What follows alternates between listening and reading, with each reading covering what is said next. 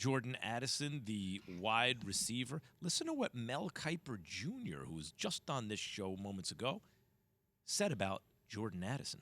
I think he's going to be a top 5 to 10 pick, maybe top 4 to 6 pick, possibly. You looking at a kid who at Pitt had, 100 catches for Kenny Pickett? He helped Kenny Pickett be that pick that he was in the first round. He averaged, 16 yards a catch with 17 touchdowns. Look what he's doing at USC this year through 5 games. He's doing it in 2 programs. Now, he's had Kenny Pickett. He's got Caleb Williams. Yeah, you go from Pitt, where he had Mark Whipple coordinating that offense, and now he's got Lincoln Riley. So he's been in 2 systems that were favorable for the quarterback and the receiver, but his skill set, the production, the consistency, and the other receivers, guys, have not really lit up. Jackson Smith and Jigbo, Ohio State's been banged up. Keyshawn Booty has been struggling. So a lot of the receivers that you thought were going to be super productive this year and lighten it up have not. He's been the one star that has been dynamic in the early going.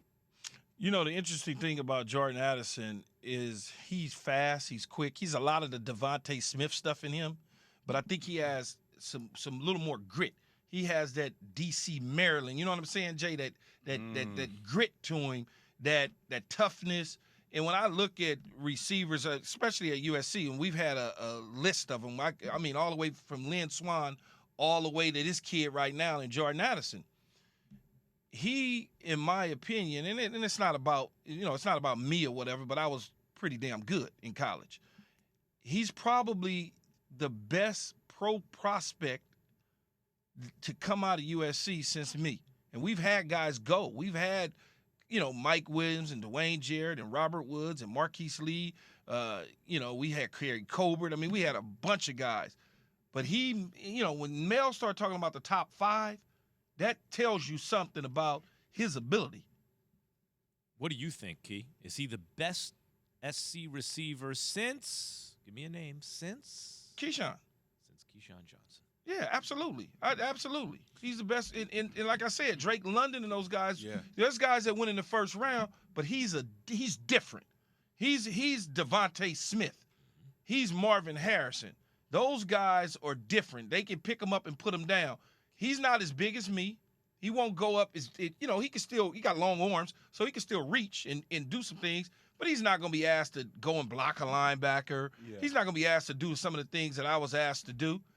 And he can run. He got wheels. If we can flip around how the draft actually works. Obviously there are 32 teams. Those teams select the individual talent. That talent goes to play for the team. But if you can flip it, if you're Jordan Addison coming into the draft and you could choose which lower portion or team at the bottom bucket of the barrel that you want to play for, that you think you have the most upside, if you were in that position, Key, what team would you choose coming into the 2023-2024 season? And it doesn't mean where they're drafting. I just pick an NFL team. I mean, say one of the lower tier teams, right? That aren't not playing well. But you're trying to lower tier.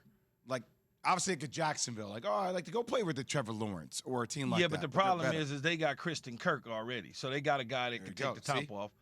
See, if I was him, I'm going to Kansas City. Obviously. But Kansas City is going to have a draft pick that high because I know. I'm just thinking the lower. Like, what's the best upside on the lower tier team? What you just said about he already have a guy who could do what he does? I would take a look at the Texans. Okay. I ain't fooling with the Commanders. The Giants, because I think they're going to be at the bottom of the barrel. Yes. I'd really look at the Giants big time because it's New York. He's from the East Coast. His personality, he played in the cold already at Pitt. Like I said, he's from the East Coast, so he knows what that is. They need this type of dynamic playmaker. The New York Jets got one in Garrett Wilson. And I think this kid is better than Garrett Wilson. Wait, man, what was that y'all just showed on the screen? What was that y'all? You with some huge pads, cuz. Yeah, they put you in some, Ooh, look at them numbers in 2 years. Not bad. And the crop top? Yeah, crop. That's when I had, come on, James. Now I got a stomach like you, but before I had a washboard. That's unnecessary. Well, you the one brought the crop top up. You brought it up. You asked for it, James. See? Key, I want to get back to something you said about they already have a guy in Christian Kirk, right? And I agree. I think Giants would be a great – as a Giants fan, I'd love to see it. But you were sort of saying the same thing about Miami when they went and signed or traded for and signed Tyreek Hill. Tyreek Hill because they've already had a guy like that. But it is possible And Jay, I think there are teams like this in the NBA too, where you have two guys and it seems redundant, but in fact it becomes a problem for opposing defenses because they got two guys who can do that, right? Yeah, it's so far the early payoff says that has been a little bit of a problem for teams to be able to cover Jalen Waddle and Tyreek Hill. Can you keep that up though? I'm not one that wants the same guys on the same level. I want to, I need one of these. And most teams in the NFL, they got a DK Metcalf and a Tyler Lockett. They got a Jared Jeudy and a Cortland Sutton. They don't have.